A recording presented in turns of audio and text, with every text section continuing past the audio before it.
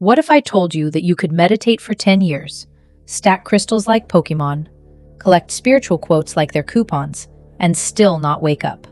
I know, it stings a little. But stay with me, because by the end of this chapter, something in you is going to click in a way that feels like the universe finally turned your notifications on. And if you watch this whole video, you're about to understand something most people never figure out. Why your awakening doesn't look spiritual, why your ego keeps changing outfits, and why you might already be closer to truth than you think. You'll finally see the difference between real awakening and the cute little spiritual performance the ego loves to act out. And once you see it, you can't unsee it. Seriously, stick with me till the end. What I'm about to share might save you years of confusion, self-doubt, and spiritual overthinking. Awakening isn't about adding more, it's about taking off what's fake. Here's the twist almost nobody sees coming. You don't wake up by becoming more spiritual. You wake up by subtracting everything you're not. Not more rituals, not more teachings, not more high vibes, love and light, y'all. It's removing the masks, the stories, the identities you've been performing without even knowing it. When the ego realizes it can't flex with, I'm successful, I'm important, I'm that girl, it just rebrands. It becomes, I'm awakened, I'm pure, I'm on a higher frequency than those who still drink energy drinks. Relax, we've all done it. Your ego will literally put on a robe, grab a singing bowl, and call itself an ascended master. But here's the truth bomb. The spiritual ego is still ego, just in fancier clothing. And it's sneaky because it feels good. It feels peaceful. It feels righteous. It feels divinely superior. But it's still the same old ego, just holding sage instead of Starbucks. Let me embarrass myself for a second. There was a phase where I was deep in my I'm awakening fast era. Meditating, journaling, seeing angel numbers like they were checking up on me. Then I'd see someone else online talking about their spiritual experiences. Dream downloads, signs everywhere, cosmic messages. And my ego, quiet but very awake, whispered, well, excuse me? How they getting more signs than me? Did the universe forget my address? I wasn't jealous. I was energetically curious. Yeah, right. But one day, after mentally comparing my awakening progress like it was some kind of spiritual Olympics, something hit me. Who exactly is trying to win here? It wasn't my soul. It wasn't my higher self. It was my ego, doing push-ups in white robes. That moment humbled me so fast, I almost saged myself with tears. And that's when I realized, the spiritual ego doesn't compare crystals. It compares awakenings. And oof, that one hurt, but in the best way. You see, awakening doesn't happen when you become something. Awakening happens when the someone you think you are dissolves. It's not a lightning bolt.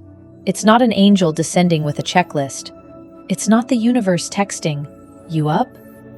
It's quieter, more honest, more real. It's when your mind gets tired of chasing and finally stops. Just silence, stillness, no performance, no spiritual identity. And in that stillness, something deeper begins to breathe through you. Something that was always there, waiting under all the noise. This is the trap most seekers fall into, without realizing it. Spirituality has become the ego's favorite hiding place. It goes to retreats, temples, breathwork classes, crystal shops, but it takes itself with it. Ego doesn't travel alone. It brings a carry-on bag full of labels. I'm awakened. I'm a starseed. I'm on a higher timeline. I'm more healed than you. And this is why so many seekers stay seekers forever. Because there's still someone trying to achieve something. But awakening isn't an achievement. It's the death of the one who wants achievements. People say awakening is bliss. Cute. They forgot to mention the part where your identity melts faster than ice cream in July. It's not glamorous. It's not Instagram worthy. It feels like, who am I? What am I? Why do I suddenly feel like a walking spiritual reset button? But then, after that storm, comes peace. Not peace you create, not peace you achieve, not peace based on conditions. Peace that was already there. You just finally stopped blocking it. You don't wake up by being spiritual. You wake up from being spiritual. Because spirituality is a bridge, a beautiful one, helpful, supportive, but still a bridge. At some point, you step off it and realize the truth was the ground you were standing on the whole time. If you sit with the question, who is the one trying to awaken? Something magical happens. The one who's been chasing vanishes. And what's left is peace. Not your peace, not my peace, not a personal achievement, just peace. The peace underneath everything. Take a breath. Let this land. Because the next chapter goes even deeper. We're exposing the subtle traps the ego uses to keep people spiritual but stuck. And once you see them, you can't unsee them. And if you feel like it, tell me in the comments, what's the funniest thing you've ever caught your ego doing on your awakening journey? No judgment. Mine practically deserves an Oscar. I promise I'll read every one. Let me start with a hard truth wrapped in humor. Your ego did not retire when you became spiritual. It simply switched jobs. Before, it wanted to be the smartest, the most attractive, the most successful. Now, it wants to be the most awakened, the most healed, the most vibrationally advanced. Same ego, new uniform. Now it smells like sage. The first trap, I'm not like other humans, energy. This one is subtle, but so common. It goes like this. You meditate. You journal. You feel peaceful for 48 minutes. You start thinking, wow, I'm really evolving. Look at me. Calm, centered, basically an enlightened potato. Then someone annoys you. Maybe in traffic, maybe at home, maybe someone chewing too loudly. And suddenly, your zen evaporates like it was on trial. And instead of admitting, okay, that triggered me, your ego whispers, they're just not on my frequency. That's not awakening. That's spiritual snobbery wearing yoga pants. Awakening doesn't make you better than anyone. It makes you less separate from everyone. The second trap, the spiritual A++ student syndrome. Some people treat spirituality like school. Must collect all knowledge. Must memorize the teachings. Must meditate for perfect hours. Must get a gold star from the universe. And if they miss a day, oh no, my vibration is falling. My chakras are probably shutting down. Listen, no chakra is going into foreclosure because you skipped meditation. Awakening isn't a report card. It's a release. The truth is, you don't wake up by performing spirituality. You wake up by seeing through the performer. The third trap, always trying to fix yourself. This next one hits deep, and I'm saying it with love. The ego loves self-improvement because it keeps you as a problem. You think, I need to heal my inner child. I need to raise my vibration.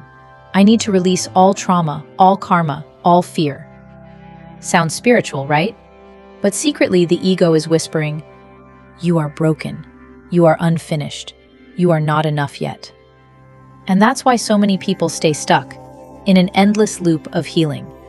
Because the ego keeps moving the finish line.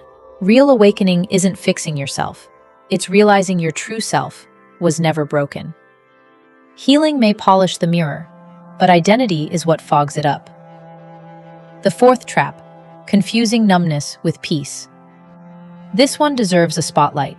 Many people think they're detached, when actually, they're just emotionally checked out. That's not awakening. That's avoidance in a spiritual costume. If someone steps on your boundary and you feel nothing, that's not Zen, that's disconnection. Peace isn't the absence of emotion. Peace is the absence of resistance.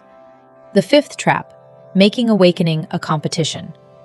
Oh, this one's tricky. because the ego loves spiritual competition. It turns awakening into the Olympics, with no medal, no audience, and no finish line. You've probably heard conversations like, "OMG, you're still manifesting physical stuff? I've moved on from that. I don't get triggered anymore. I only align with people who are on my level." Girl, if someone needs to announce their level, the only level they're on is delusion. If awakening feels like a race, the ego is the one running. True awakening isn't competition, it's surrender. The sixth trap, believing you need special experiences. Let's talk about this spiritual fireworks obsession. People think awakening should look like seeing angels, hearing messages, vibrating like a refrigerator, astral traveling every night, receiving downloads every 20 minutes. But guess what? Awakening is usually quiet, like super quiet. Like, is this it? Quiet? The spiritual ego loves drama. The true self doesn't need a light show. If you're waiting for a cosmic explosion before you believe you're awakening, you'll wait forever. The real awakening is happening in the ordinary moments you overlook. Everything I've shown you so far is meant to do one thing: help you recognize when the ego is pretending to be awakened. And once you see these traps, you stop falling for them. And that's when the real shift begins. Awakening isn't complicated. It's only complicated when the ego gets involved. The moment you stop trying to be spiritual, you stop trying to win, you stop trying to prove, you stop trying to perform, something inside you softens, opens, unclenches. And that is where truth lives. Next chapter is going to reveal the deepest part of this journey, how awakening actually feels, and why the death of the ego is not scary. It's the most peaceful ending you'll ever experience. Ready? Let's go. Let me hit you with something that might shock your entire spiritual journey. Awakening isn't becoming a higher version of yourself. It's watching the fake version quietly fall apart. And yeah, that falling apart doesn't feel glamorous. It feels weird, empty, safe and unsafe at the same time. Like the universe pressed a giant internal reset button and forgot to warn you. But this is where the truth actually lives. People love to say, the ego must die, like it's poetry. But in real life, it feels like, wait, if I'm not the person I thought I was, then who am I? And the ego panics. It clings. It negotiates. It starts offering spiritual coupons like, okay, listen, you don't have to let go of all of me. Just keep the parts that make you look awakened. But here's the powerful truth. You don't kill the ego. It just stops running the show. It becomes quiet, soft, like a toddler finally tired after a tantrum. It still exists. It just doesn't run your life anymore. This is the moment every seeker secretly waits for. Not the cosmic vision, not the angel choir, not the neon chakra explosion. It's the silence. Real awakening isn't loud. It's the quietest thing you'll ever feel. It's the moment thoughts lose their power. It's the moment you stop fighting reality. It's the moment being alive feels enough, without needing a story attached to it. And it doesn't arrive like lightning. It arrives like a soft exhale you didn't know you were holding. You don't find truth. You stop covering it. It's like wiping fog off a mirror. The reflection was always underneath. You just couldn't see it because of the steam of identity, fear, validation, comparison, spiritual labels, the me story. Awakening is remembering what you already are, after forgetting for a very long time. It's not self-improvement, it's self-recognition. That moment when identity collapses, it feels like nothing. Like you're floating in stillness, with no self to hold on to. Most people panic because they think, I'm losing myself. But the universe whispers back, no, love, you're losing the wrong self. This nothingness is actually peace. This emptiness is clarity. This stillness is the awakened state. You're not disconnected. You're finally connected to everything. This is the plot twist. The spiritual ego imagines awakening like glowing skin, perfect aura, infinite wisdom, floating 3 inches above the ground. But real awakening? You look normal. You fold laundry, you wash dishes, you laugh at memes. You still get annoyed when someone chews like a tractor. But the difference is huge. Life flows through you, not around you. There's no you managing peace. Peace is just there, naturally, effortlessly, quietly. People might look at you and think, she's so normal. But inside, you feel, I've never been more free. Let me leave you with the most awakening sentence you'll ever hear. You don't wake up by becoming someone new. You wake up by realizing you were never the someone you thought you were. When the seeker disappears, seeking disappears. And what's left is truth, presence, awareness, love without identity, peace without effort. You're not trying to live life. Life is simply living through you. Listen, you don't need crystals, you don't need robes, you don't need special experiences, you don't need to be spiritual. You just need honesty, presence, a willingness to see what's real. And when all the spiritual noise finally falls away, you realize something unbelievably simple. You were the light the whole time. Not becoming it, not chasing it, just being it. You're doing better than you think. Your truth is already alive inside you. And your awakening is not ahead of you. It's happening right now. Until next time, keep breathing, keep noticing, keep letting life flow through you instead of trying to control every moment. I'll see you in the next video.